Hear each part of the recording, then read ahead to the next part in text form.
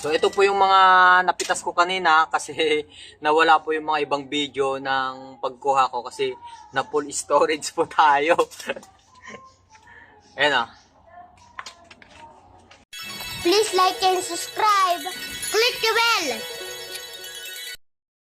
Magandang umaga sa inyong lahat mga garden. Ito na po ulit yung part 8 ng ang taniman ko sa kapitbahay. Ang gagawin po natin ngayon ay magpipitas po tayo ng sitaw, ampalaya, tapos yung mga dahon, bunga. Kasi ang nangyari kasi dito nung nakaraan, hindi po ako nakagawa ng video. Tapos napaka-importante yung mga bubuyog. Kung makikita nyo yung bubuyog na nagpo-pollinate ng mga bulaklak. Ayan. Ang ginagawa ko kasi dito, hindi po ako nag-i-spray. Kung makikita nyo po, butas-butas yung kanyang mga dahon.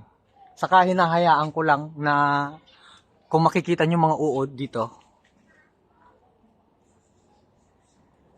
Yan. Yung mga, ang tinatawag nila dyan ay sammutyang dito sa Cavite.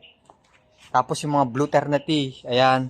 Ito, ginagawa kong juice. Hinahaluan ko po siya ng lemon. Tapos ang gagawin nyo lang po dito mga garden, pitasin nyo lang po sa pamamagitan ng kamay, iniikot yung kanyang bunga para hindi masira yung dulo. Kasi yung pinakadulo nito, meron po siyang susunod na magbubunga pa dito sa dulo na to.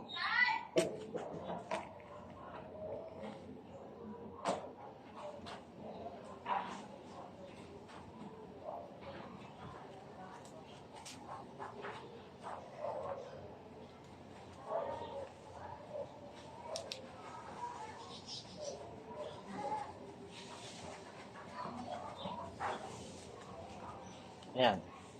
Meron pala akong dalawang klase ng sitaw. Meron akong string beans na mahaba, tapos meron din po akong maiksi. Ito, mas maganda pagka ganito, yung hindi pa masyadong lumalabas yung kanyang buto. Meron po akong naiwan doon. Makikita niyo po dito.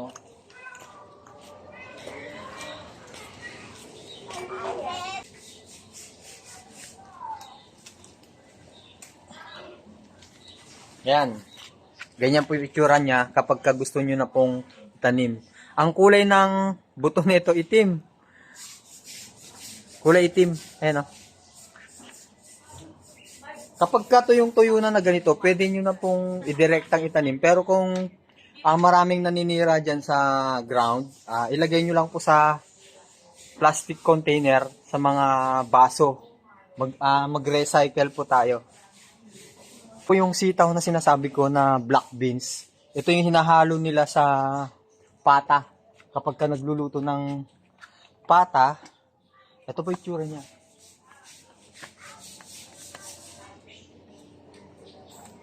Marami dito sa loob eh.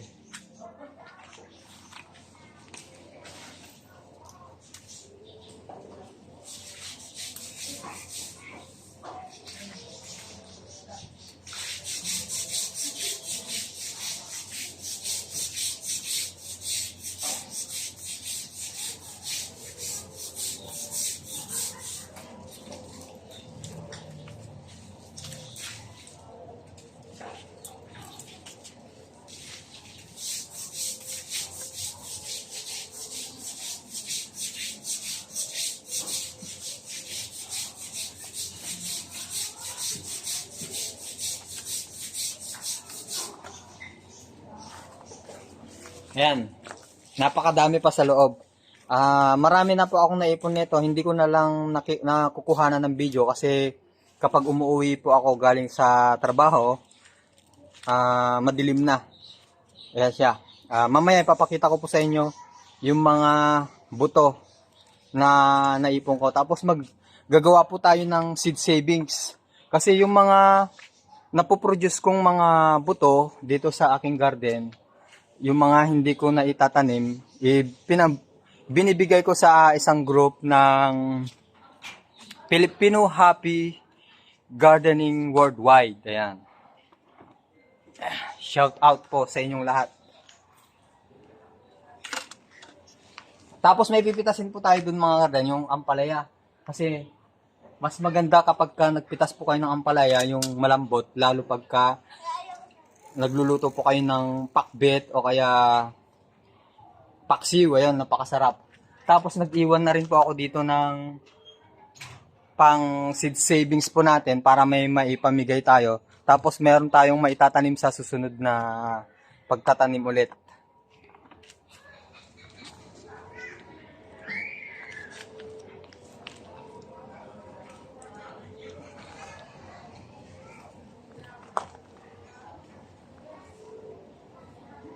Eto, hindi ko na po pipitasin kasi magulang na po siya.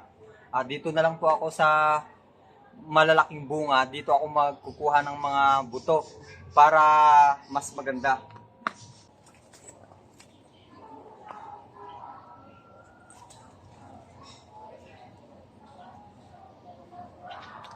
Ganito yung mga garden. Ito yung pinaka magandang pitasin na pang pakbet. Yung ganito, yung hindi pa po masyadong mabuto.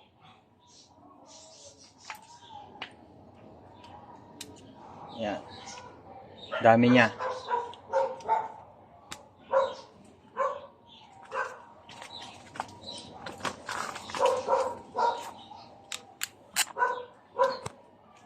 Kukunin po muna natin yung mga sitaw dito, yung mga brown. Sitaw dito sa baba.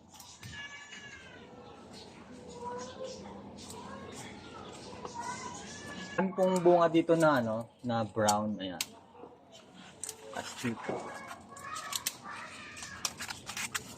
Hindi ko kasi pinipitas ito ng green pa kasi ang purpose po talaga nito ay seed savings at saka pang buto-buto. Masarap to lalo pagka maglalaga po kayo ng baboy. Ayan. Pakasarap na ito. Makikita nyo po dito mga garden, napaka masukal na, hindi na po makikita yung mga ibang halaman. Lalo nung nakaraan dito yung pipino. Kung makikita nyo yung pipino dito, napakalaki niya. Pipitasin na rin po natin kasi pwede po tayong kumuha dito ng pang seed savings. Kapag ka gusto nyo pong magpabinhe ng pipino, ganito po ang itsura niya. Pipitasin nyo po ganyan. Ang laki pahinog na po to, buong buo na po yung kanyang buto. Insekto? Ito mga garden, ito po yung sinasabi ko po sa inyo, kapag mayroon po kayong bunga ng ampalaya, lagyan nyo po ng balot o kaya plastic. Ganyan mangyayari sa kanya. Meron pong uod dito sa loob kasi tinusok po ito ng fruit fly.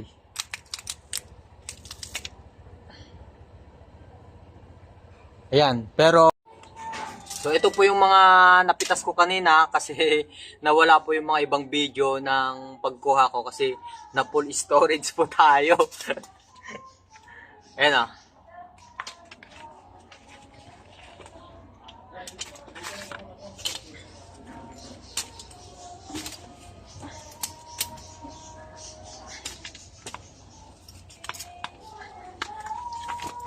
Ayan, pupuntahan po natin, i-share ko po sa inyo yung ginagawa kong pataba dito sa aking halaman.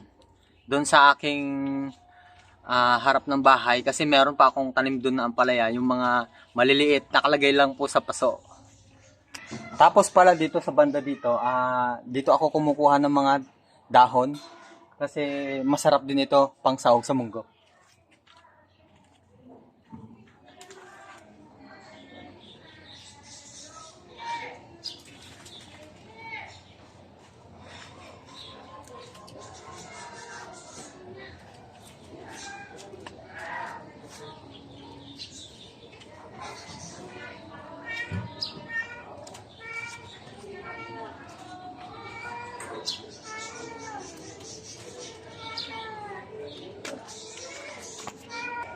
Isa ito sa gusto kong ibahagi sa inyo mga garden, itong aking ampalaya dito sa maliit na paso.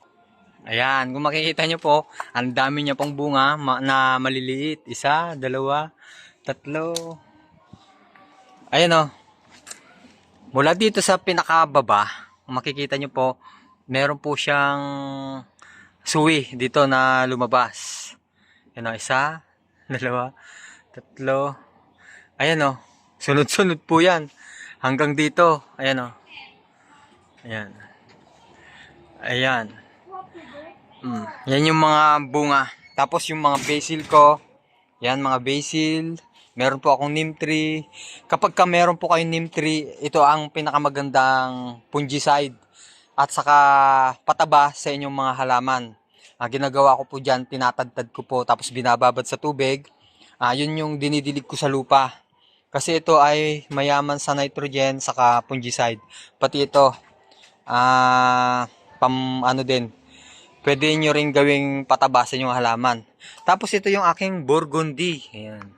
Burgundy okra na binigay ng Filipino Happy Gardening Worldwide.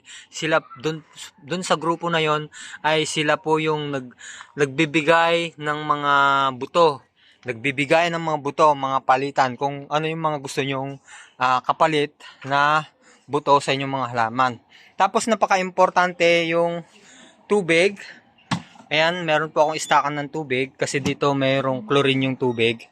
Tapos ito, kung naalala nyo po yung ginawa kong pataba dati na na balat ng saging, hinaluan ko po siya ng lupa kasi mas mabilis pong ma-decompose yung organic matter kapag meron po tayong lupa. Tapos napakabilis gumawa ng compost kapag sa sako.